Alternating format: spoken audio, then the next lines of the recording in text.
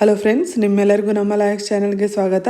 ಇವತ್ತಿನ ಹಿಂದೂ ದಿನಪತ್ರಿಕೆ ವಿಶ್ಲೇಷಣೆ ಕೆಳಗೆ ಮೇ 12, 2021 ಈ ದಿನಾಂಕದ ಸುದ್ದಿ ವಿಶ್ಲೇಷಣೆಯನ್ನು ಆರಂಭ ಮಾಡೋಣ. ಅದಕ್ಕೂ ಮುಂಚೆ 10th ಮೇ ಸಂಚಿಕೆಯಲ್ಲಿ ಕೊಟ್ಟಂತಹ ಪ್ರಶ್ನೆಗೆ ಆನ್ಸರ್ ಅನ್ನು ನೋಡೋಣ. Which of the following statements are true? Giant leatherback turtle found in Great Nicobar comes under threatened species category of IUCN Red List. Giant leatherback turtle is found in all oceans on the planet. ನಾನು ಈ ಮುಂಚೆನೂ ಚರ್ಚೆ ಮಾಡಿದ್ದೀನಿ ಈ ವಿಷಯವನ್ನು. All ಅನ್ನೋ ಪದ ಏನಿದೆ ಅದು ಎಕ್ಸ್ಟ್ರಿಮಿಟಿಯನ್ನು ತೋರಿಸುತ್ತೆ. ಈ ಥರ ಪದ ಬಂದ ತಕ್ಷಣ ನೀವು ಕಾನ್ಷಿಯಸ್ ಆಗಿ ಇನ್ನೊಂದ್ಸತಿ ಆ ಸ್ಟೇಟ್ಮೆಂಟ್ನ ಓದಬೇಕಾಗತ್ತೆ. Giant leather turtle is found in all oceans on the planet. ಇಲ್ಲ, ನಾವು ಅದೇ ಸಂಚಿಕೆಯಲ್ಲಿ ಚರ್ಚೆ ಮಾಡಿದ್ವಿ. ಆರ್ಟಿಕ್ ಹಾಗೂ ಅಂಟಾರ್ಟಿಕಾ ಬಿಟ್ಟು ಬೇರೆ ಎಲ್ಲ ಓಷನ್ಸಲ್ಲೂ ಕೂಡ ಜೈಂಟ್ ಲೆದರ್ ಟರ್ಟಲ್ ಇರುತ್ತೆ ಅಂತ. ಸೊ ಎರಡನೇ ಸ್ಟೇಟ್ಮೆಂಟ್ ತಪ್ಪಾಗುತ್ತೆ. ಈಗ ಮೊದಲನೇ ಸ್ಟೇಟ್ಮೆಂಟ್ ಕಡೆ ಹೋಗೋಣ. Giant leather turtle IUCN red ಲಿಸ್ಟ್ನ ಥ್ರೆಟನ್ಡ್ ಸ್ಪೀಶೀಸ್ ಕ್ಯಾಟಗರಿಯಲ್ಲಿ ಬರುತ್ತೆ ಅಂತ. ನಾವೇನು ಚರ್ಚೆ ಮಾಡಿದ್ವಿ, ವಲ್ನರಬಲ್ ಸ್ಪೀಶೀಸ್ ಕೆಳಗೆ ಬರುತ್ತೆ ಅಂತ. ಈ ವಲ್ನರಬಲ್ ಹಾಗೂ ಥ್ರೆಟನ್ಡ್ ಸ್ಪೀಶೀಸ್ ಕ್ಯಾಟಗರಿ ಬೇರೆ ಬೇರೆನಾ? ಇಲ್ಲ, ಥ್ರೆಟನ್ಡ್ ಸ್ಪೀಶೀಸ್ ವಲ್ನರಬಲ್ ಕ್ಯಾಟಗರಿ ಕೆಳಗೇನೆ ಬರುವಂಥದ್ದು. ನಾವು ರೆಡ್ ಲಿಸ್ಟ್ ಕ್ಯಾಟಗರಿಯನ್ನು ನೋಡೋದಾದರೆ ಥ್ರೆಟನ್ಡ್ ಅಂದರೆ ಏನು? ಬೆದರಿಕೆ ಇರುವಂಥ ಜೀವಿಗಳು. ಬೆದರಿಕೆ ಜಾಸ್ತಿ ಇದ್ದರೆ ನಾವು ಕ್ರಿಟಿಕಲಿ ಎಂಡೇಂಜರ್ಡ್ ಅಂತ ಕರಿತೀವಿ. ಅದಕ್ಕಿಂತ ಸ್ವಲ್ಪ ಕಮ್ಮಿ ಇದ್ದರೆ ಎಂಡೇಂಜರ್ಡ್ ಅಂತ ಕರಿತೀವಿ. ಅದಕ್ಕಿಂತ ಕಮ್ಮಿ ಇದ್ದರೆ ವಲ್ನರಬಲ್ ಅಂತ ಕರಿತೀವಿ. ಆದರೆ ಕ್ರಿಟಿಕಲಿ ಎಂಡೇಂಜರ್ಡ್ ಹಾಗೂ ವಲ್ನರಬಲ್ ಈ ಮೂರು ಕ್ಯಾಟಗರಿಯಲ್ಲಿ ಬರುವಂಥ ಎಲ್ಲ ಸ್ಪೀಶೀಸ್ ಥ್ರೆಟನ್ಡ್, ಬೆದರಿಕೆ ಇರುವಂಥ ಸ್ಪೀಶೀಸ್ಗಳೇ ಆಗ್ತವೆ. ಇಲ್ಲಿ ಕೊಟ್ಟಿರುವಂಥ ಜೈಂಟ್ ಲೆದರ್ಬ್ಯಾಕ್ ಟರ್ಟಲ್ ವಲ್ನರಬಲ್ ಸ್ಪೀಶೀಸ್ ಆಗಿ ಥ್ರೆಟನ್ಡ್ ಸ್ಪೀಶೀಸ್ ಕ್ಯಾಟಗರಿಯಲ್ಲಿ ಬರೋದ್ರಿಂದ ಮೊದಲನೇ ಸ್ಟೇಟ್ಮೆಂಟ್ ಸರಿಯಾಗುತ್ತೆ. ಇಲ್ಲಿ ನಿಮ್ಮ ಉತ್ತರ ಓನ್ಲಿ 1. ನಿಮ್ಮಲ್ಲಿ ಹಲವಾರು ಜನ ಸರಿಯಾದ ಉತ್ತರವನ್ನೇ ಕೊಟ್ಟಿದ್ದೀರಾ. ಆದರೆ ಕೆಲವರು ಬೋತ್ ಅಂತ ಕೂಡ ಹೇಳಿದ್ರೆ, ಕೆಲವರು ನನ್ ಅಂತ ಕೂಡ ಹೇಳಿದ್ದೀರಾ. ಇದು ಆ್ಯಕ್ಚುಲಿ ಸಿಂಪಲ್ ಆಗಿರುವಂಥ ಪ್ರಶ್ನೆ. ನೀವು ಬೇಸಿಕ್ ಎನ್ವಿರಾನ್ಮೆಂಟ್ ಗೊತ್ತಿದ್ದು ಆರ್ಟಿಕಲ್ನ ಸರಿಯಾಗಿ ಅವತ್ತು ಏನು ಚರ್ಚೆ ಮಾಡಿದ್ವಿ ಕೇಳಿಸ್ಕೊಂಡಿದ್ರೆ ಇದು ಈಸಿಯಾಗಿ ಆನ್ಸರ್ ಮಾಡ್ಬೋದಾದಂಥ ಪ್ರಶ್ನೆ. ಇಂಥ ಪ್ರಶ್ನೆಗಳನ್ನ ನೀವು ತಪ್ಪು ಮಾರ್ಕ್ ಮಾಡಿಕೊಂಡು ನೆಗೆಟಿವ್ ಮಾರ್ಕಿಂಗ್ ತಗೋಬಾರ್ದು. ಸಿಲೆಬಸ್ನ ಬೇಸಿಕ್ ಕಾನ್ಸೆಪ್ಟ್ಸನ್ನು ಮತ್ತೆ ರಿವೈಸ್ ಮಾಡ್ತಾ ಇರಿ. ಕಾನ್ಸೆಪ್ಚುಯಲ್ ಕ್ಲಾರಿಟಿನ ಜಾಸ್ತಿ ಮಾಡ್ಕೊಳ್ಳಿ. ಪ್ರಶ್ನೆಯನ್ನು ಇನ್ನಷ್ಟು ಗಮನದಿಂದ ಉತ್ತರಿಸೋಕ್ಕೆ ಪ್ರಯತ್ನ ಮಾಡಿ. ಇವತ್ತಿನ ಮುಖ್ಯ ಆರ್ಟಿಕಲ್ಸ್ ಚರ್ಚೆ ಮಾಡೋಕ್ಕಿಂತ ಮುಂಚೆ ಲಾ ಎಕ್ಸಲೆನ್ಸ್ IAS ಕಡೆಯಿಂದ ಒಂದು ಪ್ರಕಟಣೆ. ನೀವು UPSC ಪ್ರಿಪೇರ್ ಆಗ್ತಾ ಇದ್ದೀರಾ, ಬೇರೆ ಕಾಂಪಿಟೇಟಿವ್ ಎಕ್ಸಾಮ್ಸ್ಗೆ ಪ್ರಿಪೇರ್ ಆಗ್ತಾ ಇದ್ದೀರಾ ಅಂತಂದರೆ ಇಷ್ಟೊತ್ತಿಗೆ ನಿಮ್ಗಾಗಲೇ ತಿಳಿದಿರುತ್ತೆ ಕಾನ್ಸೆಪ್ಚುಯಲ್ ಕ್ಲಾರಿಟಿ ಎಷ್ಟು ಮುಖ್ಯ ಅಂತ. ನೀವು ಹಳೆ ಕ್ವಶನ್ ಪೇಪರ್ಸ್ ಓದಿದ್ರು ಕೂಡ ಅದೇ ನಿಮಗೆ ತಿಳಿದು ಬರುತ್ತೆ. ನೀವೊಂದು ನ್ಯೂಸ್ ಪೇಪರಲ್ಲಿ ಆರ್ಟಿಕಲ್ ಓದಬೇಕು ಅಂದ್ರೂ, ಈಗ ಉದಾಹರಣೆಗೆ ಮಾನಿಟರಿ ಪಾಲಿಸಿ ಮೇಲೆ ಒಂದು ಆರ್ಟಿಕಲ್ ಬಂತು ಅಂತಂದರೆ ರಿವರ್ಸ್ ರಿಪೋ ರೇಟ್ ಅಂದರೆ ಏನು, ಲಿಕ್ವಿಡಿಟಿ ಅಡ್ಜಸ್ಟ್ಮೆಂಟ್ ಫೆಸಿಲಿಟಿ, ಎಲ್ಲದ್ರ ಬಗ್ಗೆ ನಿಮಗೆ ಕಾನ್ಸೆಪ್ಚುಯಲ್ ಕ್ಲಾರಿಟಿ ಇಲ್ಲ ಅಂತಂದರೆ ಆ ವಿಶ್ಲೇಷಣೆ ಅರ್ಥನೇ ಆಗೋದಿಲ್ಲ. ಈಗ ನಿಮಗೆ UPSC ಪರೀಕ್ಷೆಯಲ್ಲೂ ಕೂಡ ನಾವು ಕಳೆದ ವರ್ಷನೂ ನೋಡಿದ ಹಾಗೆ ಈ ರೀತಿಯ ಕಾನ್ಸೆಪ್ಟ್ಸ್ ಮೇಲೆ, ವಿಶ್ಲೇಷಣೆ ಮೇಲೇ ಪ್ರಶ್ನೆಗಳು ಬರ್ತಾ ಇದೆ. ಪ್ರಿಲಿಮ್ಸಲ್ಲೇ ಬರ್ತಾ ಇದೆ. ಸಾಮಾನ್ಯವಾಗಿ ನಾವು ಅಂಥ ಪ್ರಶ್ನೆಗಳನ್ನ ಮೇನ್ಸಲ್ಲಿ ಎಕ್ಸ್ಪೆಕ್ಟ್ ಮಾಡ್ತಾ ಇದ್ವಿ. ಹೀಗಿರಬೇಕಾದ್ರೆ ಕಾನ್ಸೆಪ್ಚುಯಲ್ ಕ್ಲಾರಿಟಿ ಮುಖ್ಯ ಆಗುತ್ತೆ. ಈ ಕಾನ್ಸೆಪ್ಚುಯಲ್ ಕ್ಲಾರಿಟಿ ನಿಮಗೆ ಎಲ್ಲಿಂದ ಸಿಗುತ್ತೆ? NCERT ಬುಕ್ಸಿಂದ ಸಿಗುತ್ತೆ. ಅದಕ್ಕಾಗಿ ಅಂತಲೇ ಲಾ ಎಕ್ಸಲೆನ್ಸ್ IAS ಅವರು NCERT ಬೂಸ್ಟರ್ ಅನ್ನೋ ಒಂದು ಪ್ರೋಗ್ರಾಮ್ನ ಮಾಡ್ತಾ ಇದ್ದಾರೆ. ಇದರ ಕೆಳಗೆ 100 ದಿನಗಳಲ್ಲಿ ನಿಮಗೆ ಎಂಟೈರ್ NCERT ಸಿಲೆಬಸ್ನ ಕವರ್ ಮಾಡಿ ಕೊಡ್ತಾರೆ. ಸಪ್ರೇಟಾಗಿ ಇದಕ್ಕೋಸ್ಕರ ಅಂತ ಟೆಸ್ಟ್ಗಳನ್ನ ಕೂಡ ಕಂಡಕ್ಟ್ ಮಾಡಲಾಗುತ್ತೆ. ಇದ್ರ ಬಗ್ಗೆ ಇನ್ನಷ್ಟು ಮಾಹಿತಿಯನ್ನು ಪಡ್ಕೊಳ್ಳೋದಕ್ಕೆ ಇಲ್ಲಿ ಕೊಟ್ಟಿರುವಂಥ ನಂಬರ್ನ ನೀವು ಕಾಂಟ್ಯಾಕ್ಟ್ ಮಾಡ್ಬೋದು. ಇವತ್ತಿನ ದಿನಪತ್ರಿಕೆಯಿಂದ ಚರ್ಚೆ ಮಾಡ್ತಾ ಇರುವಂಥ ಮೊದಲನೇ article, what's happening in Jerusalem, general studies paper 2 international relations ಕೆಳಗೆ ಬರುವಂಥ ಆರ್ಟಿಕಲ್. ಇಸ್ರೇಲ್ ಹಾಗೂ ಪ್ಯಾಲೆಸ್ಟೈನ್ ರಿಲೇಷನ್ಸ್ ಬಗ್ಗೆ ಇರುವಂಥ ಆರ್ಟಿಕಲ್. ತುಂಬಾ ಮುಖ್ಯವಾದಂಥ ಟಾಪಿಕ್ ನಿಮ್ಮ ಇಂಟರ್ನ್ಯಾಷನಲ್ ರಿಲೇಷನ್ಸ್ ಕೆಳಗೆ. ಈಗ ಜೆರುಸಲೇಮ್ ಒಳಗೆ ಏನು ನಡೀತಾ ಇದೆ, ಯಾಕೆ ನಡೀತಾ ಇದೆ, ಯಾರ ಮಧ್ಯೆ ನಡೀತಾ ಇದೆ, ಇದನ್ನು ಅರ್ಥ ಮಾಡ್ಕೋಬೇಕು ಅಂತಂದರೆ ನಾವು ಮೊದಲು ಇಸ್ರೇಲ್ ಹಾಗೂ ಪ್ಯಾಲೆಸ್ಟೈನ್ನ ಕಾನ್ಫ್ಲಿಕ್ಟ್ ಬಗ್ಗೆ ತಿಳ್ಕೊಬೇಕಾಗುತ್ತೆ. ಸೊ ಐತಿಹಾಸಿಕವಾಗಿ ಮೊದಲು ಸಂಕ್ಷಿಪ್ತವಾಗಿ ಏನೇನು ಆಗಿದೆ ಅಂತ ತಿಳ್ಕೊಳ್ಳೋಣ. ಇಸ್ರೇಲ್ ಪ್ಯಾಲೆಸ್ಟೈನ್ ಕಾನ್ಫ್ಲಿಕ್ಟ್ ಅಂದ ತಕ್ಷಣ ಚರ್ಚೆಗೆ ಮುಂದೆ ಬರುವಂಥ ಜನಾಂಗ ಜೂಸ್. ಈ ಜೂಸ್ ಜನಾಂಗ ಜುದಾಯಿಸಮ್ ಅನ್ನೋ ಒಂದು ಧರ್ಮವನ್ನು ಫಾಲೋ ಮಾಡ್ತಾ ಇರೋರು. ಜುದಾಯಿಸಮ್ ಅಂತ ಅಂದರೆ 4000 ವರ್ಷಗಳ ಇತಿಹಾಸವನ್ನು ಹೊಂದಿರುವಂಥ ಒಂದು ಧರ್ಮ. 1000 BCಯಲ್ಲೇನೆ ಜೂಯಿಷ್ ಜನಾಂಗ ಈ ಪ್ರದೇಶದಲ್ಲಿ ಒಂದು ಕಿಂಗ್ಡಮ್ ಅನ್ನು ಕಟ್ಟಿ ತಮ್ಮ ಮೊದಲನೇ ಹೋಲಿ ಟೆಂಪಲ್ ಅನ್ನು ಕಟ್ಟಿದ್ರು. ಆದರೆ ಈ ಕಿಂಗ್ಡಮ್ ಏನಿದೆ ಅದು ನಂತರ ಸ್ಪ್ಲಿಟ್ ಆಯಿತು. ಅದಾದ ನಂತರ ಈ ಪ್ರದೇಶದಲ್ಲಿದ್ದ ಜನಾಂಗದ ಮೇಲೆ ಬ್ಯಾಬಿಲೋನಿಯನ್ಸ್ನ ಅಟ್ಯಾಕ್ ಆಯಿತು, ರೋಮನ್ಸ್ನ ಅಟ್ಯಾಕ್ ಆಯಿತು. ಹಾಗೆ ಹೋಗ್ತಾ ಹೋಗ್ತಾ ಇಲ್ಲಿರುವಂಥ ಜೂಯಿಷ್ ಜನರೆಲ್ಲ ಒಂದು ರೀತಿಯಲ್ಲಿ ಸ್ಥಳಾಂತರ ಆದ್ರು, ಬೇರೆ ಬೇರೆ ಜಾಗಕ್ಕೆ ಹೋಗಿ ಸೇರ್ಕೊಂಡ್ರು. ಆದ್ರೆ ಎಲ್ಲೇ ಹೋದ್ರೂ ಒಂದಲ್ಲ ಒಂದು ರೀತಿಯಲ್ಲಿ ಈ ಜನಾಂಗದ ಮೇಲೆ ಪರ್ಸಿಕ್ಯೂಷನ್ ನಡೀತಾನೆ ಇತ್ತು. ಈಗ ಉದಾಹರಣೆಗೆ ಯುರೋಪ್ ಅನ್ನ ತಗೊಳ್ಳೋಣ. 14th ಸೆಂಚುರಿಯಲ್ಲಿ ಯುರೋಪ್ನ ಪ್ರದೇಶದಲ್ಲಿ ಇದ್ದಿದ್ದು ಕ್ರಿಶ್ಚಿಯಾನಿಟಿ. ಈ ಎಲ್ಲ ಪ್ರದೇಶಗಳಲ್ಲಿ ಕ್ರಿಶ್ಚಿಯಾನಿಟಿ ತುಂಬ ಪ್ರಭಾವಿಯಾಗಿತ್ತು. ಜೆರುಸಲೇಮಿಂದ ಏನು ಜೂಯಿಷ್ ಜನ ಇದ್ರು ಅವರೆಲ್ಲ ಈ ಪ್ರದೇಶಗಳಿಗೆ ಸ್ಥಳಾಂತರ ಆಗಿದ್ರು ಅಂತಂದರೆ ಅವರು ಕ್ರಿಶ್ಚಿಯಾನಿಟಿಯ ಏನು ಸಂಸ್ಕೃತಿ ಇದೆ ಅದಕ್ಕೆ ವಿಭಿನ್ನವಾದ ಸಂಸ್ಕೃತಿಯನ್ನು ಹೊಂದಿದ್ರು. ಸೊ ಏನೋ ವಿಭಿನ್ನವಾಗಿರೋ ಸಂಸ್ಕೃತಿಯಿಂದನೇ ಸಂಶಯ ಆರಂಭ ಆಗಿ ಅದು ಕಾಲಾನಂತರ ದ್ವೇಷವಾಗಿ ಪರಿಣಾಮವಾಯಿತು. ಅದರಿಂದ ಏನು ಕಿರುಕುಳ, ಪರ್ಸಿಕ್ಯೂಷನ್ ಅವರೆಲ್ಲ ಅನುಭವಿಸ್ತಾ ಇದ್ರು. ಅದರಿಂದ ಹೊರಗೆ ಬರಬೇಕು ಅಂತ 1897 ಅಂದರೆ 19th ಸೆಂಚುರಿಯಲ್ಲಿ ಜಿಯೋನಿಸ್ಟ್ ಮೂವ್ಮೆಂಟ್ ಅಂತ ಜೂಸ್ ಎಲ್ಲ ಸೇರಿ ಆರಂಭ ಮಾಡಿದ್ರು. ಐತಿಹಾಸಿಕವಾಗಿ ಈ ಜನಾಂಗದ ಮೂಲ ಆಗಿದ್ದಂಥ ಇಸ್ರೇಲ್ ಪ್ರದೇಶ ಏನಿದೆ ಅದು ತಮ್ಮ ಆನ್ಸಿಸ್ಟ್ರಲ್ ಹೋಮ್ಲ್ಯಾಂಡ್ ಆಗಿದ್ದು ಅಲ್ಲಿ ಜೂಸ್ ಎಲ್ಲ ಸೇರಿ ತಮ್ಮದೇ ಒಂದು ದೇಶವನ್ನು ಕಟ್ಟಬೇಕು ಅಂತ ಈ ಜಿಯೋನಿಸ್ಟ್ ಮೂಮೆಂಟ್ ಆರಂಭ ಆಯಿತು. ಈ ಮೂಮೆಂಟ್ ಆರಂಭ ಆಗುವಷ್ಟರಲ್ಲಿ ಅವರು ಯಾವ ಪ್ರದೇಶವನ್ನು ಇಸ್ರೇಲ್ ಅಂತ ಕರಿತಾ ಇದ್ರು ಅದು ಪ್ಯಾಲೆಸ್ಟೈನ್ ಆಗಿತ್ತು. ನಿಧಾನವಾಗಿ ಬೇರೆ ಬೇರೆ ಕಡೆ ಇದ್ದಂತಹ ಜೂಸ್ ಈ ಪ್ಯಾಲೆಸ್ಟೈನ್ ಪ್ರದೇಶದಲ್ಲಿ ಲ್ಯಾಂಡನ್ನು ತಗೊಳ್ಳೋಕ್ಕೆ ಆರಂಭ ಮಾಡಿದ್ರು. 1916ನಲ್ಲಿ ಈ ಪ್ರದೇಶದ ಕಂಟ್ರೋಲ್ ಬ್ರಿಟಿಷ್ ಕೈಗೆ ಹೋಯಿತು. ಅಲ್ಲಿದ್ದಂಥ ಆಟೋಮನ್ ಟರ್ಕಿಷ್ ಎಂಪೈರ್ ಡಿವೈಡ್ ಆಯಿತು. ಬಾಲ್ಫೋರ್ ಡಿಕ್ಲರೇಷನ್ನ ಮೂಲಕ ಇದನ್ನು ಅಂದರೆ ಈ ಪ್ಯಾಲೆಸ್ಟೈನ್ ಪ್ರದೇಶವನ್ನು ಜೂಯಿಷ್ ಹೋಮ್ಲ್ಯಾಂಡ್ ಮಾಡೋದಾಗಿ ಬ್ರಿಟಿಷ್ ಸೆಕ್ರೆಟರಿ ಅನೌನ್ಸ್ ಮಾಡ್ತಾರೆ. ಮುಂದೆ 1930ಸಲ್ಲಿ ಯಾವಾಗ ಜರ್ಮನಿಯಲ್ಲಿ ನಾಜೀಸ್ಗೆ ಅಧಿಕಾರ ಸಿಗುತ್ತೆ ಅದಾದ ನಂತರ ಜೂಯಿಸ್ ತುಂಬ ಜನ ಇನ್ಫ್ಲಕ್ಸ್ ಆಗ್ತಾರೆ, ಪ್ಯಾಲೆಸ್ಟೈನ್ಗೆ ಬರ್ತಾರೆ. ಆದರೆ ಅಲ್ಲಿ ಈಗಾಗಲೇ ನೆಲೆಸಿದ್ದಂಥವ್ರು ಅರಬ್ಸ್ನ ಹೋಮ್ಲ್ಯಾಂಡ್ ಆಗಿದ್ದಂಥ ಪ್ಯಾಲೆಸ್ಟೈನ್, ಈ ಪ್ಯಾಲೆಸ್ಟೈನ್ಗೆ ಜೂಸ್ ಬಂದಾಗ ಅರಬ್ಸ್ ಹಾಗೂ ಜೂಸ್ ಮಧ್ಯ ತುಂಬಾ ವೈಲೆನ್ಸ್ ಆಗುತ್ತೆ. ಹಾಗಾಗಿ 1947ನಲ್ಲಿ ಬ್ರಿಟಿಷ್ ಸರ್ಕಾರ ಈ ಸಮಸ್ಯೆಯನ್ನು ಯುನೈಟೆಡ್ ನೇಷನ್ಸ್ಗೆ ಒಪ್ಸುತ್ತೆ. ಅದರ ನಂತರ ಯುನೈಟೆಡ್ ನೇಷನ್ಸ್ ಪಾರ್ಟಿಷನ್ ಪ್ಲ್ಯಾನನ್ನು ತೊಗೊಂಡು ಬರುತ್ತೆ. ಆ ಪಾರ್ಟಿಷನ್ ಪ್ಲ್ಯಾನ್ ಪ್ರಕಾರ ಇಲ್ಲಿ ಗ್ರೀನ್ ಇರೋವಂಥ ಏರಿಯಾಸ್ ಪ್ಯಾಲೆಸ್ಟೈನ್ ಕೆಳಗೆ ಬರುವಂಥದ್ದು, ವೈಟ್ ಇರೋ ಏರಿಯಾಸ್ ಇಸ್ರೇಲ್ ಕೆಳಗೆ ಬರುವಂಥದ್ದು. ಈ ಪಾರ್ಟಿಷನ್ ಪ್ಲ್ಯಾನ್ನ ಒಪ್ಕೊಂಡು ಇಸ್ರೇಲ್ ತನ್ನ ಒಂದು ಇಂಡಿಪೆಂಡೆಂಟ್ ಸ್ಟೇಟ್ನ ಡಿಕ್ಲೇರ್ ಮಾಡುತ್ತೆ. ಆದರೆ ನಂತರ ಅರಬ್ಸ್ ಹಾಗೂ ಇಸ್ರೇಲ್ ಮಧ್ಯ 1948ಅಲ್ಲಿ ಒಂದು ಯುದ್ಧ ಸ್ಟಾರ್ಟ್ ಆಗುತ್ತೆ. ಯಾರ ಮಧ್ಯ? ಈ ಪ್ರದೇಶದ ಸುತ್ತ ಇರುವಂಥ ದೇಶಗಳು ಈಜಿಪ್ಟ್, ಜಾರ್ಡನ್, ಇರಾಕ್, ಸಿರಿಯಾ ಈ ದೇಶಗಳು ಹಾಗೂ ಇಸ್ರೇಲ್ ಮಧ್ಯ ಯುದ್ಧ ಆರಂಭ ಆಗುತ್ತೆ. ಈ ಯುದ್ಧದಲ್ಲಿ ಇಸ್ರೇಲ್ ಗೆಲ್ಲುತ್ತೆ. ಇಲ್ಲಿಂದ ಒಂದು ರೀತಿ ಇಸ್ರೇಲ್ನ ಎಕ್ಸ್ಪ್ಯಾನ್ಷನಿಸ್ಟ್ ಪಾಲಿಸಿ ಆರಂಭ ಆಗುತ್ತೆ. ಈ ಪ್ರದೇಶದಲ್ಲಿದ್ದಂತಹ ಪ್ಯಾಲೆಸ್ಟೈನಿಯನ್ಸ್ ಏನಿದ್ರು ಅವರನ್ನು ಬಲವಂತವಾಗಿ ಹೊರಗೆ ಹಾಕಲಾಗುತ್ತೆ, ಅಥವಾ ಕೆಲವೊಬ್ಬರು ಅವರೇ ಹೆದರ್ಕೊಂಡು ಓಡಿ ಹೋಗ್ತಾರೆ, ಅಥವಾ ಇಸ್ರೇಲ್ನ ಬಾರ್ಡರಲ್ಲಿರುವಂಥ ರೆಫ್ಯೂಜಿ ಕ್ಯಾಂಪ್ಸ್ನಲ್ಲಿ ಅವ್ರು ಹೋಗಿ ಸೆಟ್ಲ್ ಆಗಬೇಕಾಗುತ್ತೆ. ಇಲ್ಲಿಂದ ಪ್ಯಾಲೆಸ್ಟೈನ್ ರೆಫ್ಯೂಜಿ ಕ್ರೈಸಿಸ್ ಆರಂಭ ಆಗುತ್ತೆ. ಮುಂದೆ ಹೋಗ್ತಾ 1964ಅಲ್ಲಿ ಪ್ಯಾಲೆಸ್ಟೈನ್ ಲಿಬರೇಷನ್ ಆರ್ಗನೈಸೇಷನ್ ಈ ಸಂಸ್ಥೆಯ ರಚನೆ ಆಗುತ್ತೆ. ಮುಂದೆ 1967ನಲ್ಲಿ ಮತ್ತೆ ಯುದ್ಧ ಆಗುತ್ತೆ. 6 ದಿನಗಳ ಯುದ್ಧ ಈಜಿಪ್ಟ್, ಸಿರಿಯಾ, ಜಾರ್ಡನ್ ಹಾಗೂ ಇಸ್ರೇಲ್ ಮಧ್ಯ ನಡೆಯುತ್ತೆ. ಈ ಯುದ್ಧದ ನಂತರ ಸಿರಿಯಾದಲ್ಲಿ ಇಲ್ಲಿ ಕಾಣುವಂಥ ಗೋಲನ್ ಹೈಟ್ಸ್ ಇಸ್ರೇಲ್ ಕೆಳಗೆ ಬರುತ್ತೆ. ವೆಸ್ಟ್ ಬ್ಯಾಂಕ್, ಈಸ್ಟ್ ಜೆರುಸಲಮ್ ಏನು ಜೋರ್ಡನ್ ಕೆಳಗೆ ಇರುತ್ತೆ ಅದು ಕೂಡ ಇಸ್ರೇಲ್ ಕೆಳಗೆ ಬರುತ್ತೆ. ಸಿನೈ ಪೆನಿನ್ಸುಲಾ ಹಾಗೂ ಗಾಜಾ ಸ್ಟ್ರಿಪ್ ಏನು ಈಜಿಪ್ಟ್ ಹತ್ರ ಇತ್ತು ಅದು ಕೂಡ ಇಸ್ರೇಲ್ ಕೆಳಗೆ ಬರುತ್ತೆ. ಈ ಎಲ್ಲ ಪ್ರದೇಶಗಳಲ್ಲಿ ಎಲ್ಲದಕ್ಕಿಂತ ಮುಖ್ಯವಾಗಿರುವಂಥದ್ದು ವೆಸ್ಟ್ ಬ್ಯಾಂಕ್ ಹಾಗೂ ಗಾಜಾ ಸ್ಟ್ರಿಪ್. ಯಾಕೆಂದರೆ ಇಲ್ಲಿ ತುಂಬಾ ಜನ ಪ್ಯಾಲೆಸ್ಟೈನಿಯನ್ಸ್ ಇದ್ದಾರೆ, ಆದರೆ ಇದು ಇಸ್ರೇಲ್ನ ಕಂಟ್ರೋಲಲ್ಲಿದೆ. ಸೊ 1967 ವಾರಿಂದ ಏನು ಈ 2 ಜಾಗಗಳು ಇಸ್ರೇಲ್ನ ಕಂಟ್ರೋಲ್ಗೆ ಹೋಯಿತು, ಅದರ ಪರಿಣಾಮವಾಗಿ ನಾವು ಇವತ್ತಿನ ಕಾನ್ಫ್ಲಿಕ್ಟ್ ಕೂಡ ನೋಡ್ತಾ ಇದ್ದೀವಿ. ಇದೆಲ್ಲದರ ಮಧ್ಯದಲ್ಲಿ 1987ನಲ್ಲಿ ಹಮಾಸ್ ಅನ್ನೋ ಒಂದು ಗ್ರೂಪ್ನ ರಚನೆ ಆಗುತ್ತೆ. ಇದೊಂದು ಇಸ್ಲಾಮಿಕ್ ಮಿಲಿಟೆಂಟ್ ಗ್ರೂಪ್. ಪ್ಯಾಲೆಸ್ಟೈನ್ ಲಿಬರೇಷನ್ನ ಜಿಹಾದ್ನ ಮೂಲಕ ಮಾಡಬೇಕು ಅನ್ನೋ ಒಂದು ಉದ್ದೇಶವನ್ನು ಇಟ್ಕೊಂಡಿರುವಂಥದ್ದು. ಇದು ಇಸ್ರೇಲ್ ಅನ್ನೋ ಒಂದು ದೇಶವನ್ನು ರೆಕಗ್ನೈಸ್ ಮಾಡಲ್ಲ. ಇದಕ್ಕೆ ಇರಾನ್ ಹಾಗೂ ಸಿರಿಯಾದ ಸಪೋರ್ಟ್ ಇದೆ. ಈ ಇಸ್ರೇಲ್ ಹಾಗೂ ಪ್ಯಾಲೆಸ್ಟೈನ್ನ ಕ್ರೈಸಿಸ್ ಆನ್ ಗೋಯಿಂಗ್ ಕ್ರೈಸಿಸ್, ಅಂದರೆ ಇದು ನಡೀತಾನೆ ಇರುವಂಥದ್ದು ಇಷ್ಟು ವರ್ಷಗಳಿಂದ. ಕೆಲವೊಮ್ಮೆ ಟೆನ್ಷನ್ ಜಾಸ್ತಿ ಆಗುತ್ತೆ, ವೈಲೆನ್ಸ್ ಜಾಸ್ತಿ ಆಗುತ್ತೆ, ಆದರೆ ಕ್ರೈಸಿಸ್ ಮಾತ್ರ ನಿಂತಿಲ್ಲ, ನಡೀತಾನೆ ಇದೆ.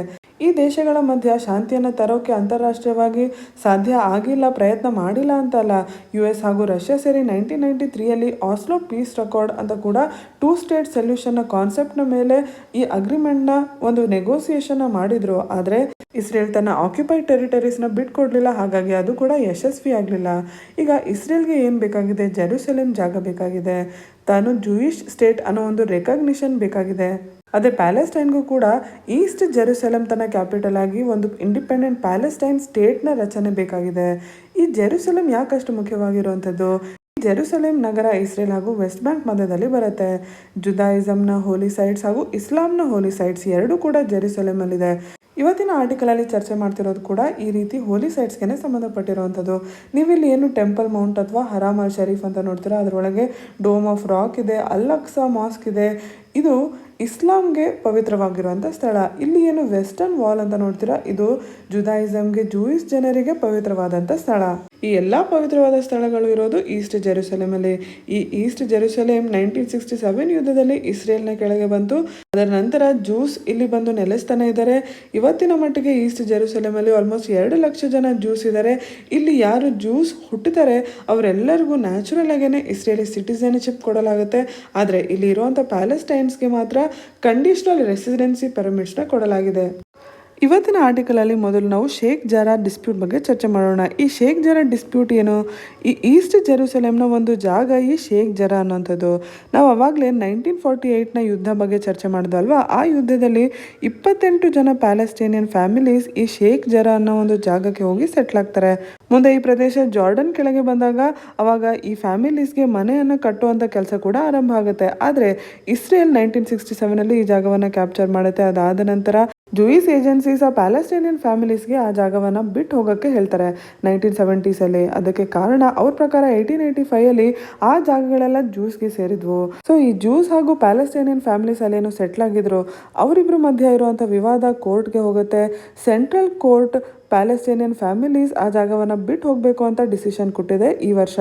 ಇದೇ ಕೇಸ್ ಇಸ್ರೇಲಿ ಸುಪ್ರೀಂ ಕೋರ್ಟ್ಗೂ ಹೋಗಲಿದೆ. May 10 ಹಿಯರಿಂಗ್ ಕೂಡ ಇತ್ತು. ಆದರೆ ಈಗ ಆಗ್ತಿರೋ ವೈಲೆನ್ಸ್ನ ಹಿನ್ನೆಲೆಯಲ್ಲಿ ಅದನ್ನು ಪೋಸ್ಟ್ಪೋನ್ ಮಾಡಲಾಗಿದೆ.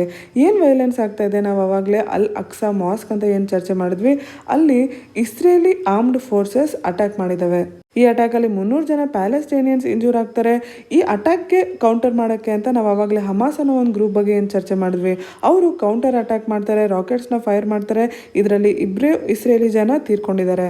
ಇದನ್ನ ಕೌಂಟರ್ ಮಾಡೋಕ್ಕೆ ಇಸ್ರೇಲ್ ಮತ್ತೆ ಕೌಂಟರ್ ಸ್ಟ್ರೈಕ್ ಮಾಡುತ್ತೆ. ಗಾಜಾ ಮೇಲೆ ಏರ್ ಸ್ಟ್ರೈಕ್ ಮಾಡುತ್ತೆ. 26 ಪ್ಯಾಲೆಸ್ಟೈನಿಯನ್ಸ್ ಹಾಗೂ ಮಕ್ಕಳು, ಮಿಲಿಟೆಂಟ್ಸ್ ಎಲ್ಲರೂ ಇದರಲ್ಲಿ ತೀರ್ಕೊಂಡಿದ್ದಾರೆ. ಸೊ ಇಸ್ರೇಲ್ ಹಾಗೂ ಪ್ಯಾಲೆಸ್ಟೈನ್ ಮಧ್ಯೆ ಮತ್ತೆ ಕಾನ್ಫ್ಲಿಕ್ಟ್ ಆರಂಭ ಆಗಿದೆ. ನಾನು ಆವಾಗಲೇ ಹೇಳಿದಾಗ ಇದೊಂದು ಆನ್ ಗ್ರೋಯಿಂಗ್ ಕ್ರೈಸಿಸ್. ಈ ಥರದ ಟೆನ್ಷನ್ಸ್ ಜಾಸ್ತಿ ಆಗ್ತಾ ಇರುತ್ತೆ, ವೈಲೆನ್ಸ್ ಜಾಸ್ತಿ ಆಗ್ತಾ ಇರುತ್ತೆ. ಆದರೆ ಇರುವಂಥ ಸಮಸ್ಯೆ ಏನಿದೆ ಅದು ಬಗೆಹರಿತಾ ಇಲ್ಲ. ನಿಮ್ಮ ಪರೀಕ್ಷೆಗೆ ಇಸ್ರೇಲ್ ಪ್ಯಾಲೆಸ್ಟೈನಿಯನ್ ಕಾನ್ಫ್ಲಿಕ್ಟ್ ತುಂಬಾ ಮುಖ್ಯವಾಗಿರೋದು. General studies paper 2 international relations ಕೆಳಗೆ ನಾವೇನು ಬ್ಯಾಕ್ಗ್ರೌಂಡ್ ಚರ್ಚೆ ಮಾಡಿದ್ವಿ, ಏನು ಕಾನ್ಫ್ಲಿಕ್ಟ್ ಬಗ್ಗೆ ಚರ್ಚೆ ಮಾಡಿದ್ವಿ, ಅದೆಲ್ಲದನ್ನ ಇನ್ನೊಂದ್ಸತಿ ರಿವೈಸ್ ಮಾಡೋಕ್ಕೆ ಪ್ರಯತ್ನ ಮಾಡಿ, ನೆನ್ಪಿಟ್ಕೊಳಕ್ಕೆ ಪ್ರಯತ್ನ ಮಾಡಿ. ಮುಂದೆ ಚರ್ಚೆ ಮಾಡ್ತಾ ಇರುವಂಥ article Moody's lowers India's growth projection to 9.3%. ನಿಮ್ಮ general studies paper 3 prelims Indian economy ಕೆಳಗೆ ಬರುವಂಥ ಆರ್ಟಿಕಲ್. ನಾವು ಇದಕ್ಕಿಂತ ಮುಂಚೆ ಕೂಡ ಮೂಡೀಸ್ನ ಹಳೆಯ ಪ್ರೊಜೆಕ್ಷನ್ ಬಗ್ಗೆ ಚರ್ಚೆ ಮಾಡಿದ್ವಿ. ಹಳೆಯ ಪ್ರೊಜೆಕ್ಷನ್ ಪ್ರಕಾರ 13.7% ಅಷ್ಟು ಭಾರತದ ಗ್ರೋತ್ ಆಗತ್ತೆ ಅಂತ ಪ್ರೆಡಿಕ್ಟ್ ಮಾಡಲಾಗಿತ್ತು. ಆದರೆ ಈಗ ಅದನ್ನು ಕಮ್ಮಿ ಮಾಡಿ 9.3% ಅಷ್ಟು ಭಾರತದ ಗ್ರೋತ್ ಪ್ರೊಜೆಕ್ಷನ್ ಅಂತ ಎಸ್ಟಿಮೇಟ್ ಮಾಡಲಾಗ್ತಾ ಇದೆ. ಇದಕ್ಕೆ ಕಾರಣ ಆಬ್ವಿಯಸ್ಲಿ ಕೋವಿಡ್-19ನ ಸೆಕೆಂಡ್ ವೇವ್ ನಾವೇನು ಈಗ ನೋಡ್ತಾ ಇದ್ದೀವಿ, ಅದರಿಂದ ಮತ್ತೆ ಲಾಕ್ಡೌನ್ ಮಾಡಬೇಕಾಗಿದೆ ಸಾಕಷ್ಟು ರಾಜ್ಯಗಳಲ್ಲಿ. ಇದರಿಂದ ಆರ್ಥಿಕ ವ್ಯವಸ್ಥೆ ಮೇಲೆ ನೆಗೆಟಿವ್ ಇಂಪ್ಯಾಕ್ಟ್ ಆಗುವಂಥದ್ದು ಹಾಗೇ ಆಗತ್ತೆ. ಸೊ ಅದರಿಂದ ಈ ಪ್ರೊಜೆಕ್ಷನ್ನ ಕಮ್ಮಿ ಮಾಡಲಾಗಿದೆ. ಆರ್ಥಿಕ ವ್ಯವಸ್ಥೆ ಸುಧಾರಿಸಬೇಕು. ನಾವು ಈ ಕೋವಿಡ್-19 ಸೆಕೆಂಡ್ ವೇವ್ನ ಇಂಪ್ಯಾಕ್ಟಿಂದ ಹೊರಗೆ ಬರಬೇಕು ಅಂತಂದರೆ ಎಲ್ಲದಕ್ಕಿಂತ ಮುಖ್ಯವಾಗಿ ವ್ಯಾಕ್ಸಿನೇಷನ್ನ ಗತಿ ಜಾಸ್ತಿ ಮಾಡಬೇಕಾಗತ್ತೆ. ಬೇಗ ಎಲ್ಲರಿಗೂ ವ್ಯಾಕ್ಸಿನೇಷನ್ ತಲುಪಿಸ್ಬೇಕಾಗತ್ತೆ. ಕೊರೋನಾ ವೈರಸ್ ಎಷ್ಟು ಹರಡ್ತಾ ಇದೆ ಅದನ್ನು ತಡೆಗಟ್ಟಬೇಕಾಗತ್ತೆ, ನಿಲ್ಲಿಸಬೇಕಾಗತ್ತೆ. ಇನ್ನು ಕ್ರೆಡಿಟ್ ಪ್ರೊಫೈಲ್ ಬಗ್ಗೆ ಚರ್ಚೆ ಮಾಡೋದಾದರೆ, ಕ್ರೆಡಿಟ್ ಪ್ರೊಫೈಲ್ ಅಂದರೆ ಏನು ಅಂತ ನಾವು ಈ ಮುಂಚೆ ಕೂಡ ಚರ್ಚೆ ಮಾಡಿದ್ದೀವಿ. ಒಬ್ಬ ವ್ಯಕ್ತಿ ಅಥವಾ ಒಂದು ದೇಶ ತಾನು ತಗೊಂಡಿರುವಂಥ ಸಾಲವನ್ನು ಎಷ್ಟು ಸಕ್ಷಮವಾಗಿ ತೀರಿಸಬಹುದು ಅನ್ನೋದಕ್ಕೆ ನಾವು ಕ್ರೆಡಿಟ್ ಪ್ರೊಫೈಲ್ ಅಂತ ಹೇಳ್ತೇವೆ. ಈಗ ಭಾರತ ಇರುವಂಥ ಪರಿಸ್ಥಿತಿಯಲ್ಲಿ ಡೆಟ್ ಬರ್ಡನ್, ಸಾಲಗಳ ಹೊರೆ ಜಾಸ್ತಿ ಆಗಿದೆ. ಫೈನಾನ್ಷಿಯಲ್ ಸಿಸ್ಟಮ್ ವೀಕ್ ಪರಿಸ್ಥಿತಿಯಲ್ಲಿದೆ. ಹಾಗಾಗಿ ಎಕನಾಮಿಕ್ ಗ್ರೋತ್ ಮೇಲೆ ಪರಿಣಾಮ ಬಿದ್ದೇ ಬೀಳುತ್ತೆ. ಭಾರತದ ಕ್ರೆಡಿಟ್ ಪ್ರೊಫೈಲ್ ಮೇಲೆ ಕೂಡ ಪರಿಣಾಮ ಬೀಳುತ್ತೆ. ಕೋವಿಡ್-19 ವಿರುದ್ಧ ಹೋರಾಡಕ್ಕೆ ಬೇಕಾಗುವಂಥ ವ್ಯಾಕ್ಸಿನ್ಗಳಲ್ಲಿ ಶಾರ್ಟೇಜ್ ಇದೆ. ಹಾಗೇನಾದ್ರು ಪ್ರೊಡಕ್ಷನ್ ಇದ್ದಲ್ಲಿ ಅದನ್ನು ತಲುಪಿಸೋದಕ್ಕೆ ಕಷ್ಟ ಆಗ್ತದೆ, ಎಸ್ಪೆಷಲಿ ರೂರಲ್ ಪಾಪ್ಯುಲೇಷನ್ಗೆ ಸಂಬಂಧಪಟ್ಟಂತೆ. ನಮ್ಮ ದೇಶದ 2/3 ಪಾಪ್ಯುಲೇಷನ್ ಇರೋದು ಗ್ರಾಮೀಣ ಪ್ರದೇಶಗಳಲ್ಲಿ. ಆದರೆ ಅವ್ರಿಗೆ ನಮಗೆ ವ್ಯಾಕ್ಸಿನ್ ತಲುಪಿಸೋಕ್ಕೆ ಆಗ್ತಾ ಇಲ್ಲ. ಮೇನ ಮೊದಲ ಭಾಗದಲ್ಲಿ ಕೇವಲ 10% ಅಷ್ಟು ಭಾರತದ ಜನಸಂಖ್ಯೆಗೆ ಅಟ್ಲೀಸ್ಟ್ 1 ಡೋಸ್ ಆಫ್ ವ್ಯಾಕ್ಸಿನೇಷನ್ ಸಿಕ್ಕಿದೆ. ನಾವೀಗ ಕೋವಿಡ್-19 ಹರಡೋದು ನಿಲ್ಸೋಕ್ಕಾಗಲಿಲ್ಲ ಅಂತಂದರೆ ಅದರಿಂದ ಮ್ಯಾಕ್ಸಿಮಮ್ ಇಂಪ್ಯಾಕ್ಟ್ ಆಗುವಂಥದ್ದು ಎಕನಾಮಿಕ್ ರಿಕವರಿ ಮೇಲೆ. ಈ ಎಲ್ಲ ವಿಷಯಗಳನ್ನ ಈ ರಿಪೋರ್ಟಲ್ಲಿ ಹೇಳಿದ್ದಾರೆ. ಹಾಗೆ ಈ ವರ್ಷ ಅಂದರೆ ಫೈನಾನ್ಷಿಯಲ್ ಇಯರ್ನ 2ನೇ ಭಾಗದಲ್ಲಿ ನಮ್ಮ ಆರ್ಥಿಕ ವ್ಯವಸ್ಥೆ ಸ್ಟ್ರಾಂಗ್ ಆಗಿ ರಿಬೌಂಡ್ ಮಾಡುತ್ತೆ ಅಂತ ಕೂಡ ಈ ರಿಪೋರ್ಟ್ ಹೇಳುತ್ತೆ. ನಮ್ಮ ದೇಶದ ಬಜೆಟ್ ಅಂದರೆ ಈ ವರ್ಷ ಏನು ಬಜೆಟ್ ಹಾಕಿದ್ರು ಅದರಲ್ಲಿ ಏನೇ ಖರ್ಚು ಮಾಡಬೇಕು ಅಂತ ಹಾಕಿದ್ರು ಕೂಡ ನಾವು ಹೆಲ್ತ್ ಕೇರ್ ಮೇಲೆ ಪ್ರಯಾರಿಟೈಸ್ ಮಾಡಬೇಕು. ವೈರಸ್ ರೆಸ್ಪಾನ್ಸ್ ಮೇಲೆ ಸರ್ಕಾರ ತನ್ನ ಹಣವನ್ನು ಕಾನ್ಸಂಟ್ರೇಟ್ ಮಾಡಬೇಕು ಅಂತ ಈ ಆರ್ಟಿಕಲಲ್ಲಿ ಹೇಳ್ತಾ ಇದ್ದಾರೆ. ಮುಂದೆ ಚರ್ಚೆ ಮಾಡ್ತಾ ಇರುವಂಥ article China's population growth slows to lowest rate in decades. ಇದು ನಿಮ್ಮ prelim syllabus current events of international importance ಕೆಳಗೆ ಬರುವಂಥದ್ದು. ನಮಗೆಲ್ಲ ತಿಳಿದಿರೋ ಹಾಗೆ ಜಗತ್ತಿನಾದ್ಯಂತ ಅತ್ಯಂತ ಜನಸಂಖ್ಯೆ ಇರುವಂಥ ದೇಶ ಚೈನಾ, ಅದಾದಮೇಲೆ ಭಾರತ. ಈಗ ಚೀನಾದ ಸೆನ್ಸಸ್ ಬಗ್ಗೆ ಈ ಆರ್ಟಿಕಲಲ್ಲಿ ಚರ್ಚೆ ಮಾಡ್ತಾ ಇದ್ದಾರೆ. ಏನು ವಿಶೇಷವಾಗಿರುವಂಥದ್ದು? ನೀವು ಇದಕ್ಕಿಂತ ಮುಂಚೆ ಕೂಡ ಕೇಳಿರ್ತೀರ ಚೀನಾದ 1 ಚೈಲ್ಡ್ ಪಾಲಿಸಿ ಬಗ್ಗೆ. ಫ್ಯಾಮಿಲಿ ಪ್ಲಾನಿಂಗ್ ಪಾಲಿಸಿ ಚೀನಾದಲ್ಲಿ ತುಂಬಾ ಸ್ಟ್ರಿಕ್ಟ್ ಆಗಿರುವಂಥದ್ದು. ಅದರ ಪರಿಣಾಮವಾಗಿ ಇವತ್ತು ಬರ್ತ್ ರೇಟ್ ಚೀನಾದಲ್ಲಿ ತುಂಬ ಕಮ್ಮಿ ಆಗ್ತಾ ಇದೆ. 4 ವರ್ಷಗಳು ಸತತವಾಗಿ ನಂಬರ್ ಆಫ್ ಬರ್ತ್ ಚೀನಾದಲ್ಲಿ ಕಮ್ಮಿ ಆಗ್ತಾ ಬಂದಿದೆ. ಕಳೆದ ವರ್ಷ 100 ಮಿಲಿಯನ್ ಬೇಬೀಸ್ ಹುಟ್ಟಿದಾವೆ ಚೀನಾದಲ್ಲಿ. ಇದು 1967 ಆದಮೇಲೆ ಲೋಯೆಸ್ಟ್ ನಂಬರ್ ಅಂತ ಹೇಳಲಾಗ್ತಾ ಇದೆ. ಸೊ ಚೀನಾದ ಜನಸಂಖ್ಯೆ ಕಮ್ಮಿ ಆಗ್ತಾ ಇದೆ. ಹೀಗೆ ನಂಬರ್ ಆಫ್ ಬರ್ತ್ಸ್ ಕಮ್ಮಿ ಆಗೋದು, ಜನಸಂಖ್ಯೆ ಕಮ್ಮಿ ಆಗ್ತಾ ಇರೋದು ಒಳ್ಳೆಯ ವಿಷಯ ತಾನೇ. ಇದರಿಂದ ಸರ್ಕಾರಕ್ಕೆ ಏನು ಚಾಲೆಂಜಸ್ ಬರುತ್ತೆ? ಚಾಲೆಂಜಸ್ ಬರುತ್ತಾ? ಹೌದು ಬರುತ್ತೆ. ಯಾಕೆ? ನಂಬರ್ ಆಫ್ ಬರ್ತ್ಸ್ ಕಮ್ಮಿ ಆಗ್ತಾ ಇದೆ ಅಂತಂದರೆ ಇವಾಗ ಯಾವ ಏಜ್ ರೇಂಜಲ್ಲಿ ಜಾಸ್ತಿ ಜನ ಇರ್ತಾರೆ ಅವರೆಲ್ಲ ನಾಳೆ ವಯಸ್ಸಾಗ್ತಾರೆ. ಸೊ ನಂಬರ್ ಆಫ್ ಪೀಪಲ್, ವಯಸ್ಸಾದ ಜನ ಸೊಸೈಟಿಯಲ್ಲಿ ಜಾಸ್ತಿ ಆಗ್ತಾ ಹೋಗ್ತಾರೆ. ಇದು ಸಹಜವಾಗಿ ಆಗುತ್ತಾನೆ. ಇದರಿಂದ ಸಮಸ್ಯೆ ಏನು ಅಂತ ನೀವು ಕೇಳ್ಬೋದು. ಈಗ ಚೀನಾದ ಲೇಬರ್ ಫೋರ್ಸ್ ಮೇಲೆ ಇಂಪ್ಯಾಕ್ಟ್ ಬೀಳೋದಿಲ್ವಾ? ಈಗ ನೋಡಿ, ನಾವು ಇದನ್ನೇ ಡೆಮೋಗ್ರಫಿಕ್ ಡಿವಿಡೆಂಡ್ ಅಂತ ಕರಿತೀವಿ. ಏನು ಡೆಮೋಗ್ರಫಿಕ್ ಡಿವಿಡೆಂಡ್ ಅಂದರೆ? ಇದು ನಿಮ್ಮ ಪರೀಕ್ಷೆಗೆ ತುಂಬ ಮುಖ್ಯವಾಗಿರುವಂಥ ಕಾನ್ಸೆಪ್ಟ್. ಮುಂಚೆ ಕೂಡ ಪ್ರಶ್ನೆಗಳಲ್ಲಿ ಕೇಳಲಾಗಿದೆ. ಡೆಮೋಗ್ರಫಿಕ್ ಡಿವಿಡೆಂಡ್ ಅಂದರೆ ಒಂದು ದೇಶದ ಎಕನಾಮಿಕ್ ಪೊಟೆನ್ಷಿಯಲ್. ಸಾಮಾನ್ಯವಾಗಿ 15 to 59 ಈ ವಯಸ್ಸಿನ ಮಧ್ಯದಲ್ಲಿ ಇರುವಂಥವ್ರು ಜಾಸ್ತಿ ಕೆಲಸ ಮಾಡ್ತಾ ಇರೋವಂಥವ್ರು ಅಲ್ವಾ, ಅವರಿಗೆ ನಾವು ವರ್ಕಿಂಗ್ ಏಜ್ ಪಾಪ್ಯುಲೇಷನ್ ಅಂತ ಹೇಳ್ತೀವಿ. ಅಂದರೆ ಅವರು ಎಕಾನಮಿಗೆ ಆ್ಯಕ್ಟಿವ್ ಆಗಿ ಕಾಂಟ್ರಿಬ್ಯೂಟ್ ಮಾಡ್ತಾ ಇದ್ದಾರೆ. 15 ವರ್ಷದ ಕೆಳಗೆ ಮಕ್ಕಳು ಇರ್ತಾರೆ, ಇಲ್ಲ 60 ವರ್ಷದ ಮೇಲಿರೋರು ಕೂಡ ಜಾಸ್ತಿ ಕೆಲಸ ಮಾಡೋದಿಲ್ಲ, ರಿಟೈರ್ ಆಗಿರ್ತಾರೆ ಅಂತಂದರೆ ಅವರು ಆರ್ಥಿಕವಾಗಿ ಕಾಂಟ್ರಿಬ್ಯೂಟ್ ಮಾಡ್ತಾ ಇರೋಲ್ಲ ದೇಶಕ್ಕೆ. ಸೊ 15 to 59 ಈ ಏಜ್ ಗ್ರೂಪಲ್ಲಿ ಎಷ್ಟು ಜಾಸ್ತಿ ಜನ ಇರ್ತಾರೆ, ಅವರು ಲೇಬರ್ ಫೋರ್ಸ್ಗೆ ಜಾಸ್ತಿ ಕಾಂಟ್ರಿಬ್ಯೂಟ್ ಮಾಡ್ತಾರೆ. ಸೊ ಈ ಏಜ್ ಬ್ರ್ಯಾಕೆಟಲ್ಲಿ ಜನಸಂಖ್ಯೆ ಕಮ್ಮಿ ಆಗುತ್ತೆ ಒಂದು ದೇಶದಲ್ಲಿ ಅಂತಂದರೆ ಆ ಸರ್ಕಾರದ ಚಾಲೆಂಜಸ್ ಚೇಂಜ್ ಆಗುತ್ತೆ. ಆ ಚಾಲೆಂಜಸ್ಗೆ ಈಗಲೇ ತಯಾರು ಮಾಡ್ಕೋಬೇಕಾಗುತ್ತೆ. ಇದನ್ನು ಎಲ್ಲಿ this might be the biggest challenge the nation faces in the next century ಅಂತ ಇಲ್ಲಿ ಹೇಳ್ತಾ ಇದ್ದಾರೆ. ನಾವು ಇದ್ರ ಬಗ್ಗೆ ಯಾಕೆ ಚರ್ಚೆ ಮಾಡ್ತಾ ಇದ್ದೀವಿ? ಒಂದು, ನಿಮ್ಮ ಪ್ರಿಲಿಮ್ಸ್ ಪರೀಕ್ಷೆಗೆ ಚೀನಾದ ಪಾಪ್ಯುಲೇಷನ್ ಕಮ್ಮಿ ಆಗ್ತಾ ಇದೆ ಅನ್ನೋ ಒಂದು ಫ್ಯಾಕ್ಟ್ ಗೊತ್ತಿರಬೇಕು. ಭಾರತಕ್ಕೆ ಯಾಕೆ ಮುಖ್ಯವಾಗುತ್ತೆ? ಭಾರತ ಕೂಡ ಇದೇ ಪರಿಸ್ಥಿತಿಯಲ್ಲಿ ಒಂದು ದಿನ ಬರುತ್ತೆ. ಈಗ ನಮ್ಮ ಡೆಮೋಗ್ರಫಿಕ್ ಡಿವಿಡೆಂಡ್ ಜಾಸ್ತಿ ಇದೆ, ಅಂದರೆ ಈ ಏಜ್ ಗ್ರೂಪಲ್ಲಿ ಜಾಸ್ತಿ ಜನ ಇದ್ದಾರೆ, ಆದರೆ ನಾಳೆ ಅದು ಕೂಡ ಕಮ್ಮಿ ಆಗುತ್ತೆ. ಸೊ ಚೀನಾಗೆ ಏನು ಚಾಲೆಂಜಸ್ ಬರುತ್ತೆ ಅದು ಭಾರತಕ್ಕೂ ಕೂಡ ಒಂದು ದಿನ ಬರುತ್ತೆ. ಆ ವಿಷಯವಾಗಿ ನಿಮ್ಮ ಜನರಲ್ ಸ್ಟಡೀಸ್ ಮೇನ್ಸ್ ಪೇಪರ್ಗೆ ಈ ಕಾನ್ಸೆಪ್ಟ್ ಇಲ್ಲಿ ನಾವೇನು ಚರ್ಚೆ ಮಾಡಿದ್ವಿ ಇದು ಮುಖ್ಯ ಆಗುತ್ತೆ. ಇದನ್ನು ಅರ್ಥ ಮಾಡ್ಕೊಳ್ಳಿ. ಮುಂದೆ ಚರ್ಚೆ ಮಾಡ್ತಿರೋಂಥ article a matter of concern. ಇದು ನಿಮ್ಮ ಜನರಲ್ ಸ್ಟಡೀಸ್ ಪೇಪರ್ 2 ಕೆಳಗೆ ಬರುತ್ತೆ, ಗವರ್ನೆನ್ಸ್ ಕೆಳಗೆ ಬರುತ್ತೆ, World Health Organization, international organisations ಕೆಳಗೆ ಬರುತ್ತೆ, general studies paper 3 science and technology ಕೆಳಗೆ ಕೂಡ ಬರುತ್ತೆ. ಕೊರೋನಾ ವೈರಸಲ್ಲಿ ತುಂಬ ವೇರಿಯೇಷನ್ಸ್ ಇದೆ. ಅದರಲ್ಲಿ ಒಂದು ವೇರಿಯಂಟ್ B.1.617 ಇದನ್ನು ಭಾರತದ ವೇರಿಯಂಟ್ ಅಂತ ಕರೆಯಲಾಗ್ತಾ ಇದೆ. ಈ ಭಾರತದ ವೇರಿಯಂಟ್ ಆಗಿರುವಂಥ ಕೊರೋನಾ ವೈರಸ್ನ World Health Organization variant of concern ಅಂತ ಗುರುತಿಸಿದೆ. ಈ ವೈರಸ್ಗಳನ್ನ variants of interest, variants of concern ಎರಡೂ ರೀತಿಯಲ್ಲಿ ಕ್ಲಾಸಿಫೈ ಮಾಡ್ತಾರೆ. ವೇರಿಯಂಟ್ಸ್ ಆಫ್ ಇಂಟ್ರೆಸ್ಟ್ ಅಂದರೆ ಮುಖ್ಯವಾಗಿರುವಂಥ ವೇರಿಯೇಷನ್ಗಳು. ವೇರಿಯಂಟ್ಸ್ ಆಫ್ ಕನ್ಸರ್ನ್ ಅಂತಂದರೆ ತುಂಬ ಜಾಸ್ತಿ ಮುಖ್ಯವಾಗಿರುವಂಥದ್ದು. ಯಾಕೆ ಮುಖ್ಯವಾಗಿರುವಂಥದ್ದು? ಈಗ ಇಂಥ ವೈರಸ್ಗಳು ತುಂಬ ಜಾಸ್ತಿ ಹರಡ್ತಾ ಇದೆ, ಇದರ ರೇಟ್ ತುಂಬ ಜಾಸ್ತಿ ಇದೆ ಟ್ರಾನ್ಸ್ಮಿಷನ್ದು, ಅಥವಾ ತುಂಬ ಸಿವಿಯರಿಟಿ ಜಾಸ್ತಿ ಇದೆ, ಅಂದರೆ ಈ ಕಾಯಿಲೆಯಿಂದ ಜಾಸ್ತಿ ಜನ ತೀರ್ಕೋತಾ ಇದ್ದಾರೆ, ಜಾಸ್ತಿ ಸಮಸ್ಯೆಯನ್ನು ಉಂಟು ಮಾಡ್ತಾ ಇದೆ ಹೆಲ್ತಲ್ಲಿ. ಹಾಗೆ ಏನು ಡಯಾಗ್ನೋಸ್ಟಿಕ್ ಟೆಸ್ಟ್ ಇದೆ, ಈಗ RT-PCR ಮಾಡ್ತಾರೆ ಅಂತ ಅಂದ್ಕೊಳ್ಳಿ, ಅದರಲ್ಲಿ ನಿಮಗೆ ಇಂಡಿಯನ್ ವೇರಿಯಂಟ್ನ ಕೊರೋನಾ ವೈರಸ್ ಆಗಿ ಅದರಲ್ಲಿ ಡಿಟೆಕ್ಟ್ ಆಗ್ತಾ ಇಲ್ಲ ಅಂತಂದರೆ ಆವಾಗ ವೈರಸ್ ವೇರಿಯಂಟ್ನ ವೇರಿಯಂಟ್ ಆಫ್ ಕನ್ಸರ್ನ್ ಅಂತ ಗುರುತಿಸಲಾಗುತ್ತೆ. ಈಗಾಗಲೇ UK ವೇರಿಯಂಟ್ನ corona virus, South Africa variant, Brazil variant, ಇವು ಮೂರನ್ನು ವೇರಿಯಂಟ್ ಆಫ್ ಕನ್ಸರ್ನ್ ಅಂತ ಈಗಾಗಲೇ ವರ್ಲ್ಡ್ ಹೆಲ್ತ್ ಆರ್ಗನೈಸೇಷನ್ ಗುರುತಿಸಿತ್ತು. ಆ ಲಿಸ್ಟಲ್ಲಿ ಈಗ ಭಾರತದ ವೇರಿಯಂಟ್ ಕೂಡ ಗುರುತಿಸಲಾಗ್ತಾ ಇದೆ.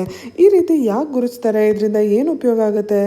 ಈಗ ಭಾರತದಲ್ಲೇ ನಾವು ನೋಡೋದಾದರೆ ಮಹಾರಾಷ್ಟ್ರದ 20% ಕೇಸಸ್ ಈ ವೇರಿಯಂಟಿಂದನೇ ಆಗ್ತಾ ಇದೆ ಅಂತ ಹೇಳಲಾಗ್ತಾ ಇದೆ.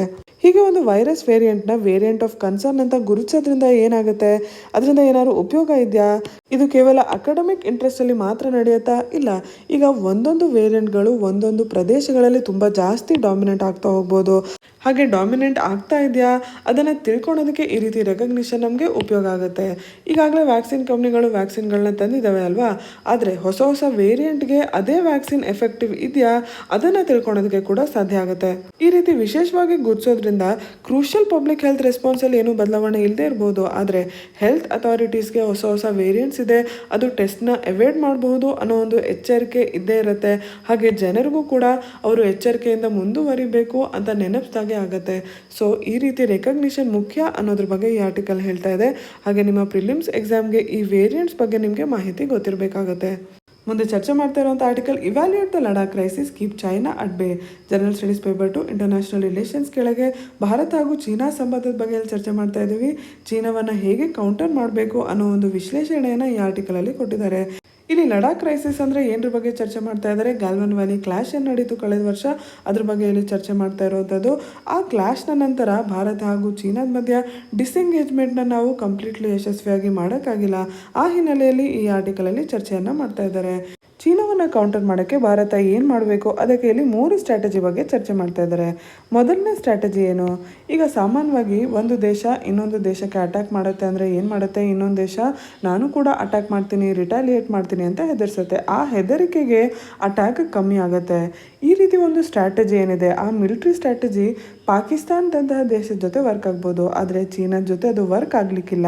ಲಡಾಖ್ ಕ್ರೈಸಿಸ್ ಅಲ್ಲೂ ಕೂಡ ಈ ಸ್ಟ್ರಾಟಜಿ ವರ್ಕ್ ಆಗಿಲ್ಲ ಅನ್ನೋದನ್ನ ಇಲ್ಲಿ ಪಾಯಿಂಟ್ ಮಾಡ್ತಾ ಇದ್ದಾರೆ. ಹಾಗಾಗಿ ಆ ಸ್ಟ್ರಾಟಜಿಯನ್ನ ಬದಲಾಯಿಸ್ಕೋಬೇಕು ಅನ್ನೋದು ಇಲ್ಲಿ ಮೊದಲನೇ ಪಾಯಿಂಟ್. ಎರಡನೇ ಪಾಯಿಂಟ್ ಏನು, ಚೀನಾಗೆ ಮೆಟೀರಿಯಲ್ ಕಾಸ್ಟ್, ಮಿಲಿಟರಿ ಕಾಸ್ಟ್ ಜಾಸ್ತಿ ಮುಖ್ಯ ಅಲ್ಲ.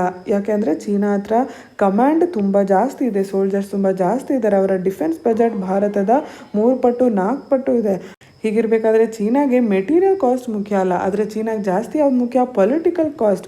ಪೊಲಿಟಿಕಲ್ ಕಾಸ್ಟ್ ಅಂದರೆ ಏನು, ಈಗ ಉದಾಹರಣೆಗೆ ಭಾರತ US ಗೆ ಜಾಸ್ತಿ ಹತ್ತಿರವಾಗ್ತಾ ಇದೆ. US ನ ಉಪಯೋಗಿಸ್ಕೊಂಡು ಚೀನಾವನ್ನು ಕೌಂಟರ್ ಮಾಡುತ್ತೆ ಭಾರತ.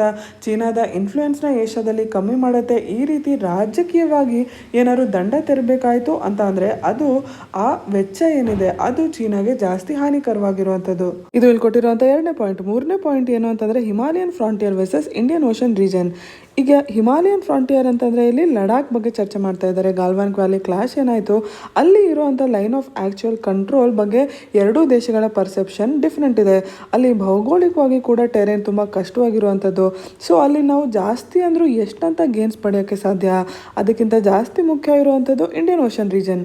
ಈ ಪ್ರದೇಶದಲ್ಲಿ ಭಾರತದ ಇನ್ಫ್ಲೂಯೆನ್ಸ್ ಮುಂಚೆಯಿಂದನೂ ಇದೆ. ಅದನ್ನು ನಾವು ಉಪಯೋಗಿಸ್ಕೊಂಡು ಚೀನಾವನ್ನು ಕೌಂಟರ್ ಮಾಡೋಕ್ಕೆ ಪ್ರಯತ್ನ ಮಾಡಬೇಕು.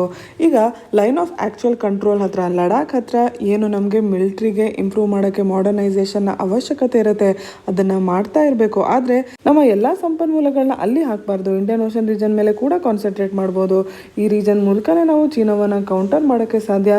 ನಮ್ಮ ಸ್ಟ್ರಾಟಜಿಕ್ ಪಾಲಿಸಿ ಏನಿದೆ, ಚೀನಾವನ್ನು ಕೌಂಟರ್ ಮಾಡಬೇಕು ಅಂತಂದರೆ ಅಲ್ಲಿ ಈ ಇಂಡಿಯನ್ ಓಷನ್ ರೀಜನ್ ತುಂಬ ಮುಖ್ಯ ಆಗುತ್ತೆ.